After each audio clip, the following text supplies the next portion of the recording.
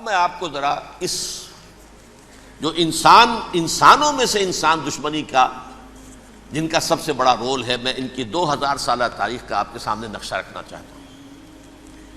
ان 1400 سال کا تو میں نے صرف 4 آپ کو پوائنٹس بتائے۔ موسیٰ سے عیسیٰ تک 1400 برس علیہ الصلوۃ والسلام، 2 مرتبہ عروج، 2 مرتبہ زوال، اشیریوں کے ہاتھوں پٹوائی، بابلیوں کے ہاتھوں پٹانا، گریکس کے ہاتھوں مرمت، رومنس کے ہاتھوں مرمت۔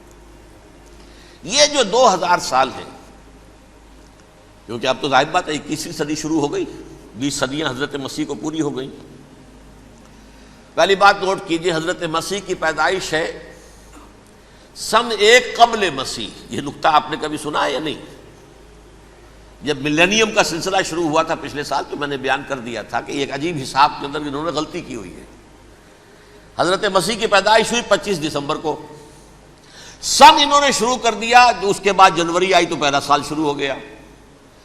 اگر جنوری سے پہلا سال شروع ہوا تو یہ 6 دن جو ہے تو اس کے پچھلے سال میں تھے، لہذا کہا جائے گا کہ Jesus Christ was born 1 year before Christ، BC۔ تو 1 قبل مسیح میں حضرت مسیح کی پیدائش ہوئی۔ یہ آخری اسرائیلی نبی اور رسول۔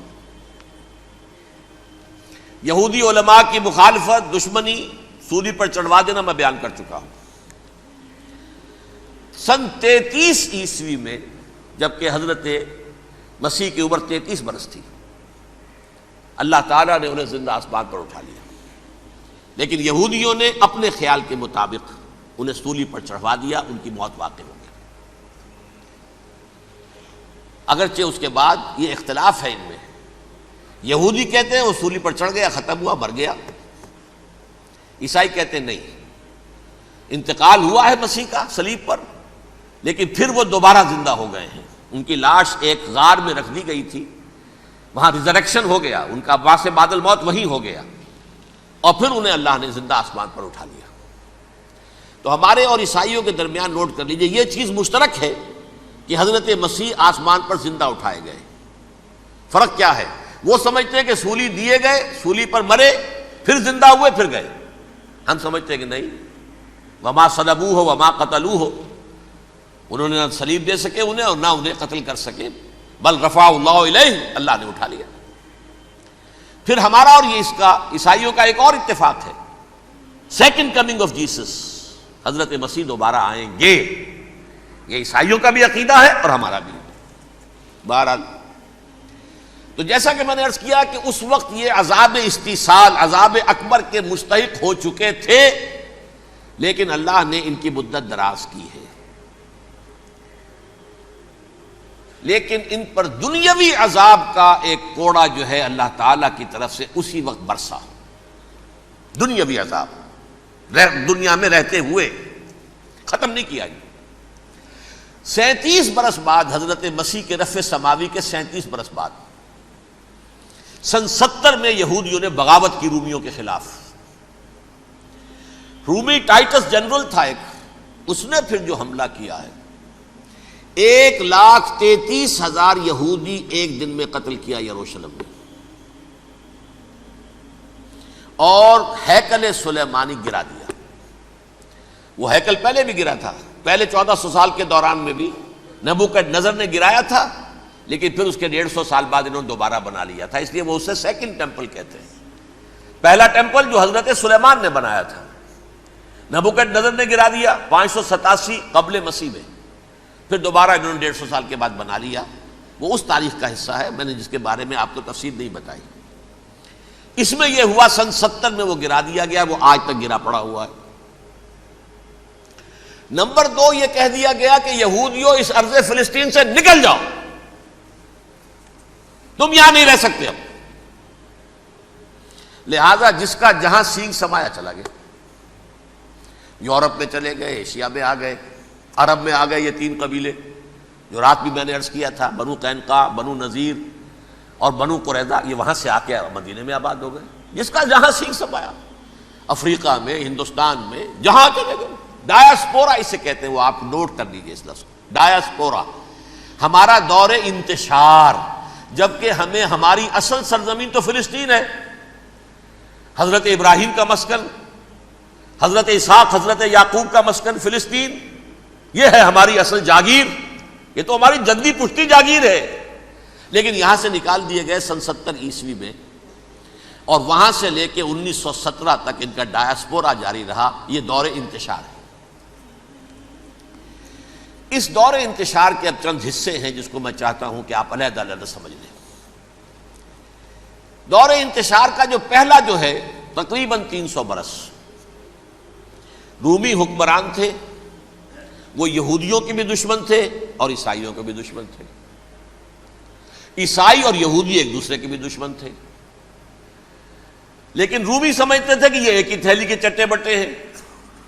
رومیوں کے نزدیک عیسائی بھی یہودیوں ہی کا ایک فرقہ تھے، کوئی علیحدہ مذہب تو تھا ہی نہیں، لہذا رومی جو ہیں رومنز وہ ان دونوں کو ستاتے تھے، مارتے تھے، اور یہ آپس میں لڑتے تھے، یہودی عیسائیوں کو مارتے تھے، عیسائی یہودیوں کو مارتے تھے۔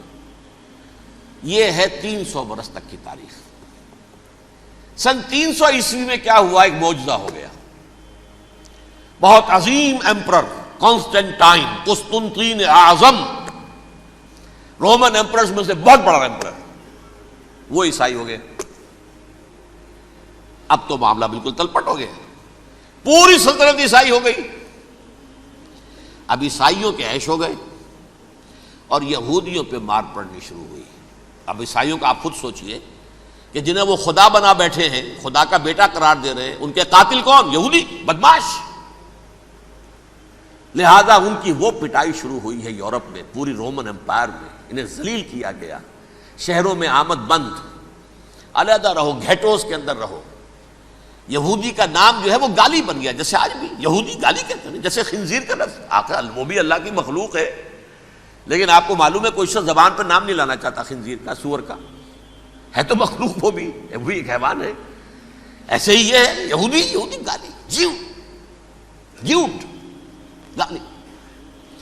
لہذا ایک طرف تو ان دونوں کے درمیان دشمنی، جس کو قرآن کہتا ہے وَأَغْرَيْنَا بَيْنَهُمُ الْعَدَاوَةَ وَالْبَغْضَاءَ،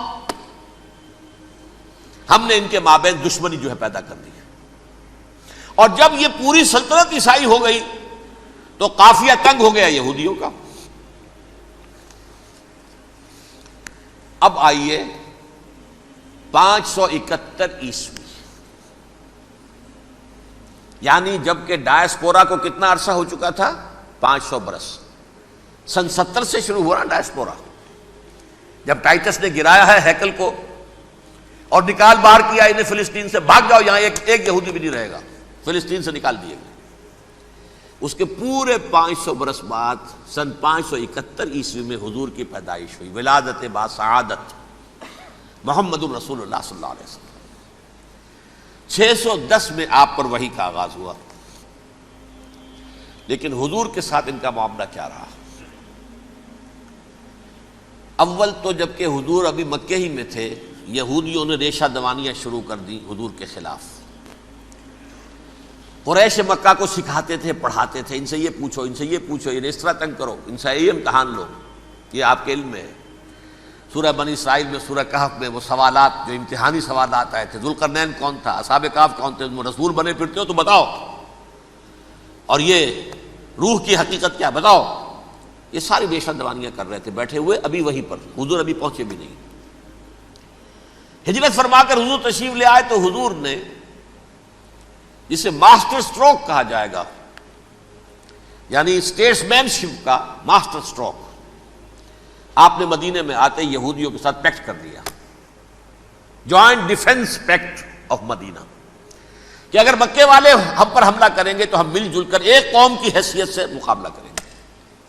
یہ میثاق مدینہ کہلاتا ہے، جس کے بہت غلط معنی پہنائے جا رہے ہیں آج کل۔ بہرحال میں موضوع میرا چونکہ یہ نہیں، میں ادھر نہیں جاؤں گا، لیکن ہوا کیا؟ ہر مرتبہ یہ خیانت کے مرتکب ہوئے، ان نے جو عہد کیے تھے ان سے پھرے، اندر ہی اندر سازش، ریشہ دوانی، حضور کی بدترین دشمنی۔ سورہ نساء کی آیت نمبر 12 میں 14 میں 13 میں فرمایا ہے لا تزال تطلع علی خائنۃ منہم، اے نبی ہمیشہ آپ کے علم میں ان کی طرف سے خیانتیں، بددیانتیاں آتی رہیں گی. اور بار بار وہ مسلسل جنگ کی آگ بھڑکاتے تھے، قریش کو دعوت دیتے، آؤ آؤ آؤ ہم اندر سے بغاوت کر دیں گے، تم آؤ تو صحیح، ختم کریں محمد کو اور اہل ایمان کو صلی اللہ علیہ وسلم ورضی اللہ تعالی عنہم اجمعین. لیکن پھر جب وہ آتے تھے تو یہ دبک جاتے تھے، ان میں ہمت نہیں تھی، میدان کے مرد نہیں رہے تھے. یہ سورہ حشر میں ان کا نقشہ کھینچا گیا ہے. کھلے میدان میں مقابلے کی اس کے اندر صلاحیت ہی نہیں ہے. یہ تو فصیلوں کے پیچھے سے، جیسے عورتیں کہیں دیہات میں لڑائی ہوتی ہے تو مرد جو ہے گلیوں میں لڑتے ہیں، عورتیں اوپر سے پتھر پھینکتی ہیں، بس وہ کام یہ کر سکتے تھے. من ورائے جدر، فصیلوں کے پیچھے سے، جنگ میں میدان میں نہیں آ سکتے. بہرحال قرآن مجید میں ہے یہ سورہ مائدہ کی آیت نمبر 64، کلما اوقدوا نارا للحرب اطفاها اللہ. اکثر و بیشتر مواقع پر تو یہ جب آگ بھڑکاتے تھے جنگ کی، اللہ اسے بجھا دیتا تھا. لیکن بہرحال اس کے باوجود جنگیں ہوئی، غزوہ بدر، غزوہ احد ہوئی کہ نہیں؟ یہ ساری اصل شرارت ہوئی. اور اس کے نتیجے میں حضور نے پھر ایک ایک کر کے 3 قبیلوں کو سزا دی. غزوہ بدر کے فوراً بعد بنو قینقاع نکالے گئے مدینے سے، غزوہ احد کے فوراً بعد بنو نذیر نکالے گئے، اور غزوہ احزاب کے بعد بنو قریظہ نکال دیے گئے. یہ تو میں نے آپ کے سامنے رکھ دیا صرف حضور کے زمانے میں ان کا کیا رویہ رہا. دشمنی، رات بھی ہم نے وہ آیت پڑھی تھی، لَتَجِدَنَّ أَشَدَّ النَّاسِ عَدَاوَةً لِلَّذِينَ آمَنُوا الْيَهُودُ وَالَّذِينَ أَشْرَكُوا. اہل ایمان کی دشمنی میں شدید ترین تم پاؤ گے یہودیوں کو اور مشرکین کو. مشرکین بھی بعد میں ہے، پہلے یہودی. حضور کے بعد کیا ہوا اب یہ نوٹ کیجئے، یہ ان کی تاریخ کا دوسرا دور. حضرت عمر رضی اللہ تعالیٰ عنہ قائد خلافت ہے. بیت المقدس کا محاصرہ کیا گیا، فصیل بڑی اونچی، شہر اندر سے سیلف سفیشینٹ، حملے کا راستہ کوئی نہیں، محاصرہ طول کھینچ رہا ہے، لیکن ان کے پاس رسد بھی موجود ہے، پانی بھی موجود ہے، وہ دروازے بند کر کے بیٹھے ہوئے ہیں. بالآخر اللہ تعالیٰ کی مشیت کا ظہور کیسے ہوا؟ ان کے کچھ علماء آئے فصیل پر، کہا دیکھو مسلمانوں، تم قیامت تک بھی یہاں پڑے رہو گے محاصرہ کر کے ہمارا، یہ شہر فتح نہیں ہوگا. ہاں ایک درویش بادشاہ کے ہاتھوں یہ شہر فتح ہونا ہے، لیکن تمہارے اندر ہمیں وہ نظر نہیں آ رہا. ابو عبیدہ بن الجراح رضی اللہ تعالی عنہ، امین هذه الامہ، ان کا فوراً ذہن گیا وہ درویش بادشاہ مدینے میں بیٹھا ہوا ہے عمر رضی اللہ تعالی. اب ایک اور عمر بھی ہے جو قندھار میں بیٹھا ہے. نقشہ وہی ہے، سادگی کی حد تک نقشہ وہی ہے، بالکل وہی، اپنی آنکھوں سے دیکھا ہے، وہی سادگی. عمر اول، عمر ثانی تھے عمر بن عبد العزیز. اب ایک اللہ کے فضل سے اللہ تعالیٰ ایدہ اللہ بنصرتہ، اللہ تعالیٰ ان کی نصرت فرمائے، دشمنوں کو ان کے مقابلے میں نیست و نابود کرے. انہوں نے ریکویسٹ بھیج دی کہ حضور تشریف لائیے، یہ شہر فتح ہو جائے گا. وہ ہے سفر تاریخی، اتنا طویل سفر، تقریباً 700 میل، ایک اونٹ، ایک خادم، ایک منزل پہ امیر المومنین اوپر بیٹھے، خادم آگے چل رہا ہے، اگلی منزل پہ خادم اوپر بیٹھا ہے، امیر المومنین آگے جا رہے ہیں. اور جب پہنچے ہیں تو وہ باری تھی خادم کی. انہوں نے ہاتھ جوڑ دیا، حضور خدا کے لیے تم کیا کہیں گے لوگ، وہ میرا برا حال کر دیں گے، تمہیں شرم نہیں آئی؟ امیر المومنین پیدل آگے چل رہے ہیں نکیل پکڑ کر، اور تم بیٹھے ہو اوپر براجمان ہو. حضرت عمر فرمایا الدور دورک، نہیں باری تمہاری ہے، بیٹھ. اس حال میں پہنچے ہیں. اور پھر یہ کہ ابو عبیدہ بن الجراح آئے ہیں، استقبال کیا ہے تو دیکھا ہے اس حال میں چلے آ رہے ہیں. عمر نکیل پکڑے ہوئے چلے آ رہے ہیں، اور کہتے ہیں کہ کہیں کیچڑ ویچڑ تھا، جوتے خراب ہو گئے تھے، وہ بھی اتار کے ہاتھ میں پکڑے ہوئے، کپڑے تو تھے ہی پھٹے ہوئے. انہوں نے کہا بھی حضرت ابو عبیدہ نے، دیکھیے یہ بڑا متمدن ملک ہے، بڑا مہذب علاقہ ہے یہ، آپ ذرا حلیہ اپنا دوست فرما لیں تب جا کے پیش ہم آپ کو کریں گے. آپ نے فرمایا نحن قوم اعزنا اللہ بالاسلام، ہم وہ قوم ہیں جنہیں اللہ نے عزت دی ہے اسلام کے ذریعے سے. کپڑوں کے ذریعے سے نہیں، دولت کے ذریعے سے نہیں۔ اسی حال میں گئے ہیں، اوپر سے انہوں نے کھڑے ہو کر نشانیاں دیکھی ہیں، اپنی کتابیں کھولی، ہاں یہ وہی ہے، اچھا لو جی سرنڈر، شہر تمہارے ہاتھ میں۔ خون کا ایک قطرہ نہیں بہا اور بیت المقدس فتح ہو گیا۔ لیکن اس وقت حضرت عمر نے ایک نرمی یہ کی کہ یہودیوں کے لیے بھی اسے اوپن سٹی قرار دے دیا۔ یہ احسان عظیم حضرت عمر کا، اس سے پہلے یہودی آ ہی نہیں سکتا تھا، داخل ہی نہیں ہو سکتا تھا، وہاں وہ آ کر وزٹ نہیں کر سکتا تھا، زیارت نہیں کر سکتا تھا اپنے مقدس مقامات کی۔ حضرت عمر نے یوں سمجھیے کہ تقریباً 550 برس کے بعد ان کے لیے راستہ کھولا ہے کہ ہاں تم آ سکتے ہو، زیارت کر سکتے ہو۔ لیکن یہ عیسائیوں نے لکھوایا معاہدے کے اندر، انہیں یہاں آپ آباد ہونے کی اجازت نہیں دیں گے، لیکن کم وزٹ دی پلیسز، دیکھیں، زیارتیں کریں اور جائیں۔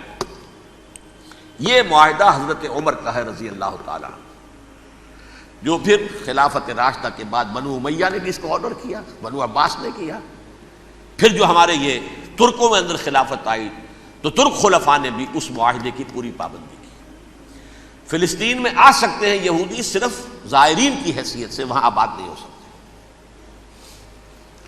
اب آئیے اگلا دور آیا حضرت عثمان کا دور خلافت۔ یہ ہے وہ وقت کہ اب یہود نے امت مسلمہ کی پیٹھ میں چھرا گھونپا۔ وہ کیسے؟ ایک یہودی عبداللہ ابن سبا اسلام کا لبادہ اوڑھ کر آ گیا، معاشرے کا جائزہ لے لیا، ان میں بنو ہاشم اور بنو امیہ میں جو پرانی کشاکش تھی اس کے کچھ نہ کچھ جراثیم باقی ہیں، اگر ان کو ذرا بھڑکا دے تو مسلمانوں میں انتشار پیدا ہو جائے۔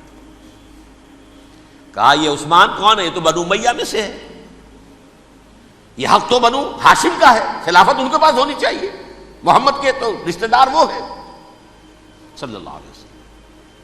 عوام الناس کے اندر بات پھیلنی شروع ہوئی، پھر ایک بڑی سازش کے انداز میں حضرت عثمان کے خلاف پروپیگنڈا، حضرت عثمان کے جو عاملین تھے، گورنر تھے، ان کے خلاف پروپیگنڈا، اور ایسی ہوشیاری کرتے تھے کہ کوفے میں کوفے کے حاکم کے خلاف کچھ نہیں کہنا، اجی مصر میں یہ ہو رہا ہے، اجی شام میں یہ ہو رہا ہے، اجی یہ جو عثمان ہے وہ یہ کر رہا ہے، یہ ظلم ہو رہا ہے، یہ لوٹ مار ہو رہی ہے، یہ خیانتیں ہو رہی ہیں۔ اب نہ تو اس زمانے میں مینز آف کمیونیکیشن، کیسے تصدیق کریں؟ افواہیں تو آپ آج کراچی کے اندر شروع ہو جائے تو پتہ نہیں چل سکتا کسی کو کہ کیا اس میں صداقت ہے، کیا جھوٹ ہے، اور بری بات جو ہے فطرت انسانی کی کمزوری ہے، وہ فوراً قبول کرتا ہے، کسی کے بارے میں اچھی بات ماننے کو تیار نہیں ہوتا، لیکن بری بات تو فوراً تیار۔ بہرحال یہ فتنہ انہوں نے اٹھایا، حضرت علی کی الوہیت کا فتنہ اٹھایا، حضرت عثمان کے خلاف الفتنۃ الکبریٰ برپا کیا، حضرت عثمان شہید ہوئے۔ اس کے بعد 5 برس تک مسلمان ایک دوسرے کی گردنیں کاٹتے رہے، باہمی خانہ جنگی ہوئی، امت کو وہ زخم لگایا ہے جو آج تک جس سے خون رس رہا ہے۔ یہ شیعان عثمان اور شیعان علی تھے جو بعد میں پھر سنی اور شیعہ ہو، اور آج تک ہے۔ فتنہ کس نے جگایا؟ ایک عبداللہ ابن سبا یہودی اور اس کے کارندے، شیطان کا ایجنٹ، اور انسانوں میں سے بھی اس کے جو بھی حواریین تھے اور شیطانوں کے اندر سے بھی تھے، انہوں نے بھی اس آگ کو بھڑکایا۔ یہ آپ سوچ لیجئے کہ یہ کس نے وہ زخم لگایا؟ یہودی۔ اگلا دور آیا، خلافت راشدہ ختم ہوئی، بنو امیہ کا بھی دور کافی گزر گیا۔ طارق ابن زیاد 712 عیسوی میں حملہ کرتے ہیں اسپین پر۔ اسپین اس وقت عیسائیت کا بہت بڑا گڑھ، بڑے کٹر ترین عیسائی جو ہے وہ اسپین میں تھے، لہذا یہودیوں کی وہاں بہت پٹائی ہوتی تھی، یہ میں بتا چکا ہوں، دشمنی تھی ان کی تو چلی آ رہی تھی عیسائیوں کے ہاتھوں یہودیوں کی، وہ تو سن 300 عیسوی سے ایمپرر کانسٹنٹائن کے بعد سے شروع ہو گئی تھی۔ اس حوالے سے یہودیوں نے اس وقت چالاکی یہ برتی، کچھ راستے واسطے بتائے، کچھ مدد کی طارق ابن زیاد کی۔ طارق ابن زیاد نے انہیں اپنا محسن سمجھا، ہسپانیہ فتح ہو گیا تو یہودی چونکہ محسنین کی فہرست میں آ چکے تھے، انہیں بہت اقتدار نصیب ہوا، بڑی سپورٹ مسلمانوں نے دی۔ ان کے بڑے بڑے علماء جو ہیں اسی دور کے اندر پیدا ہوئے، بڑے بڑے تھنکرز ان کے اسی دور میں پیدا ہوئے۔ بن گوریون جو کہ ایک وزیر اعظم تھا اسرائیل کا، اس نے یہ لکھا ہے اپنی کتاب میں، Muslim Spain was the golden era of our diaspora.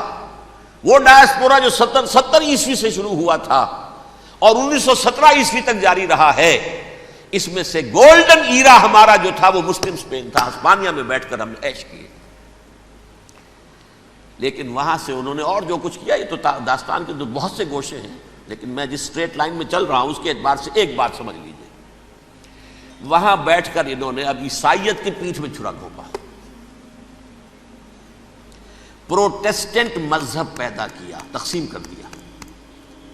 جیسے شیعہ سنی کی تقسیم، عبداللہ ابن سبا، رومن کیتھولک اور پروٹیسٹنٹ کی تقسیم، یہودی علماء. ہوتا کیا تھا؟ ہسپانیہ کی یونیورسٹیاں ہیں، کارڈووا میں ہے، ٹولیڈو میں ہے، گریناڈا میں ہے، غرناطہ، قرطبہ، تولیتلا، اور وہاں آتے تھے لوگ. فرانس سے چلے آ رہے ہیں نوجوان پڑھنے کے لیے، جرمنی سے چلے آ رہے ہیں، اٹلی سے چلے آ رہے ہیں. 3 ہی ملک قریب ترین پڑھتے ہیں سینٹرل جو یورپ کے ہیں. یہاں پر جو ہے وہ اسلام جو نور پھیلا رہا تھا اس سے بھی مستفیض ہوئے. جہالت کے جو ہے پردے ان کے وہ چھٹے. اس کے ساتھ ہی وہ یہودی وہاں ان کے اندر جو جراثیم داخل کر رہے تھے، وہ اس عیسائیت کے خلاف بغاوت تھی جو اس وقت دنیا میں عیسائیت اس وقت تھی. پوپ کا راج تھا دنیا میں اس وقت. یورپ میں جو عیسائیت تھی اس میں ایک طرف بادشاہ تھے، لیکن بادشاہوں کی حیثیت وہاں پر یوں سمجھ لیجئے کٹ پتلیوں کی تھی. اصل قوت پوپ کے ہاتھ میں تھی. اور پوپ کو انہوں نے جیسے قرآن نے کہا اتخذوا احبارهم ورهبانهم اربابا من دون اللہ، چونکہ سینٹ پال نے شریعت موسوی ساقط کر دی تھی تو اب شریعت تھی ہی نہیں. پوپ کو اختیار تھا جس چیز کو چاہے حلال قرار دے دے، جس چیز کو چاہے حرام قرار دے دے. اتخذوا احبارهم ورهبانهم اربابا من دون اللہ. انہوں نے کہا صاحب یہ پوپ کس بلا کا نام ہے، یہ بھی انسان ہے. بات تو ٹھیک تھی نا، اصل حیثیت تو کتاب کی ہونی چاہیے نا، ڈیوائن بک، دی ریویلڈ اسکرپچر. لہذا اور یہ کتاب ہر شخص پڑھ سکتا ہے. کوئی پوپ کے باپ کو جو ہے کوئی اس کے لیے پروپرائٹری رائٹس تو نہیں ہے کہ صرف پوپ پڑھ سکتا ہے یا پادری پڑھ سکتے ہیں. ہم بھی پڑھ سکتے ہیں، ہم بھی سمجھ سکتے ہیں. یہ باتیں تھیں کہ جن کو بڑھا چڑھا کر بیان کر کے اور پوپ کا اقتدار ختم کرا دیا اور توجہ مرکوز کر دی بائبل کی طرف. اب بائبل میں بڑا حصہ تو اولڈ ٹیسٹامنٹ کا ہے. نتیجہ کیا ہوا؟ یہود کی عظمت پروٹیسٹنٹس کے نزدیک مسلم ہو گئی. اصل قوم تو یہ ہے. وہ دشمنی بدلی کہ نہیں بدلی؟ موسیٰ کے امتی یہ ہے، تورات موسیٰ کو دی گئی، ابراہیم کی نسل یہ ہے. لہذا وہ جو دشمنی تھی، جو عداوت تھی کہ ہمارے خدا کو سولی چڑھانے والے ہیں یہ بدماش، اس کا ازالہ ہوا اس پروٹیسٹنٹ مذہب کے نتیجے میں. یہ میں اب آپ کو بتاتا ہوں کہ ایک نتیجہ وہ نکلا ہے جسے برٹرنڈ رسل نے بیان کیا ہے. اس کی کتاب ہے ان پریز آف آئیڈلنس، صفحہ 108. وہ لکھتا ہے the Christians retaining the Judaic belief in special revelation added to it the Roman desire for world wide domination and the Greek taste for metaphysical subtleties. The combination produce the most fiercely persecuting religion that the world has yet known. یہ 3 چیزیں آ کر عیسائیت میں مل گئی. ایک تو جب یہ اولڈ ٹیسٹامنٹ جو ہے وہ ان کے ہاتھ میں آ گئی، اور اس کے میں کچھ آپ کو بتا دیتا ہوں کہ اولڈ ٹیسٹامنٹ کی تعلیمات، کیونکہ یہ اولڈ ٹیسٹامنٹ جو ہے یہ محرف تھی. اصل تورات تو گم ہو گئی تھی 587 قبل مسیح میں، جب پہلی مرتبہ ہیکل جو ہے تباہ ہوا ہے اس وقت ختم ہو گئی تھی. اس کے کوئی 150 سال کے بعد انہوں نے یادداشتوں سے مرتب کر کے لکھی ہے. اب اس میں ان کے اپنے خیالات، اپنے امانی، اپنی توجیحات وہ شامل ہو گئی. لہذا میں آپ کو حوالے دیتا ہوں اس کتاب کے اندر مظالم کی جو تعلیم دی گئی ہے، اہل کتاب نے اپنے مظالم قتل عام کے جواز کے لیے تورات میں تبدیلیاں کی اور پیغمبروں پر دہشت ناکی اور بدترین حرام کاری کے الزامات لگائے. سنیے، پہلا حوالہ ہے یہ گنتی باب 31 آیات 17-18. اس لیے ان بچوں میں جتنے لڑکے ہیں سب کو مار ڈالو، اور جتنی عورتیں مرد کا منہ دیکھ چکی ہیں ان کو بھی قتل کر ڈالو، لیکن ان لڑکیوں کو جو مرد سے واقف نہیں اور اچھوتی ہیں اپنے لیے زندہ رکھو. یہ کسی اللہ کی کتاب کا یہ جملہ ہو سکتا ہے؟ کسی ریویلڈ بک کا؟ اور سنیے، یہ ہے استثناء ڈیٹرانومی باب 20 آیت 16-18.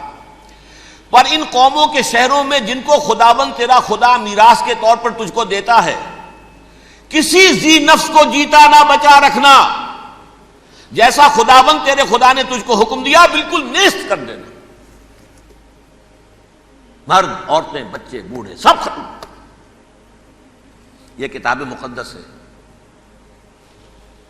اور سنیے، سموئیل باب 27 آیت نمبر 9. اور داؤد نے اس سرزمین کو تباہ کر ڈالا اور عورت مرد کسی کو جیتا نہ چھوڑا. نمبر 4، ان سب آباد شہروں کو ماں، عورتوں اور بچوں کے بالکل نابود کر ڈالا. کتاب استثناء باب 3 آیت 6. یہ ہے جو کہہ رہا ہے برٹرنڈ رسل، کرسچینٹی میں آ کر اب یہ تین چیزیں شامل ہو گئی. ایک تو یہ باربیرین یہ تعلیم جو ہے، اور یہ مذہب کے نام پہ تعلیم، یہ کتاب مقدس کی تعلیم.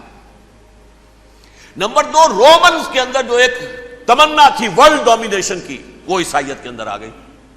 اس لیے کہ پوری رومن امپائر جو ہے عیسائی ہو گئی، تو اسے وراثت کے اندر ورلڈ ڈومینیشن کی جو ایک تمنا تھی وہ مل گئی. اور پھر یہ کہ انہوں نے جو توہمات تھے یونانیوں کے ان کو بھی اپنے ہاں مختلف شکلوں کے اندر جمع کر لیا. ان تین چیزوں کا the combination produced the most fiercely persecuting religion that the world has yet known. اس کے نتیجے میں دنیا میں تاریخ انسانیت کے اندر جو بدترین خوخار ترین مذہب ہو سکتا ہے وہ شکل عیسائیت نے اختیار کی. اور اس کا مظہر عتم کیا تھا؟ نوٹ کیجئے، صلیبی جنگیں. ایک بات ٹائم ٹیبل کے اعتبار سے نوٹ کر لیجئے گا. فرسٹ ملینیم ختم ہوا، سیکنڈ شروع ہوا. ان کے 1000 سال ختم ہوئے تو 11ویں صدی میں سیکنڈ ملینیم شروع ہوا، تو پہلی صلیبی جنگیں ہوئی. لاکھوں مسلمان قتل کیے گئے. صرف یروشلم کے اندر اتنا خون بہایا ہے کہ خود ان کے ہسٹورینز لکھتے ہیں کہ جب ان صلیبیوں نے جب گھوڑوں کے ساتھ وہ چل رہے تھے گلیوں میں تو ان کے گھوڑوں کے گھٹنوں تک خون کی ندی بہ رہی تھی. جہاں سے گزرے ختم کرتے چلے گئے، آبادیاں کی آبادیاں ختم کر دی. اگرچہ اس کروسیڈ میں گیہوں کے ساتھ گھن بھی پسا، یہودی بھی بہت مارے گئے. یہ فرانس سے، جرمنی سے جب یہ کروسیڈرز آ رہے تھے 3000 میل کا سفر طے کر کے آئے تھے. سوچئے تو صحیح، اربن ثانی پوپ جو تھا آگ لگا دی تھی اس نے پورے یورپ کے اندر. شرم سے ڈوب مرو، تمہارے مقدس علاقے مسلمانوں کے ہاتھ میں. انفیڈلز، یہ کافر، یہ مرتد، یہ ملحد. مسیح جہاں پیدا ہوا، مسیح کو جہاں سولی دی گئی، وہ کہاں ہے؟ ان کے ہاتھ میں. وہ آگ لگائی ہے، 3000 میل کا فاصلہ طے کر کے یہ قومیں آئی ہیں وہاں، اور جو تباہی مچائی ہے انہوں نے. تاریخ انسانی میں ایسی بربریت کی کوئی مثال. اور یہ ان کے اپنے ہسٹورینز لکھتے ہیں، شرم کے مارے ایسے محسوس ہوتا ہے جیسے ان کی گردنیں جھکی جا رہی ہیں. لکھتے ہیں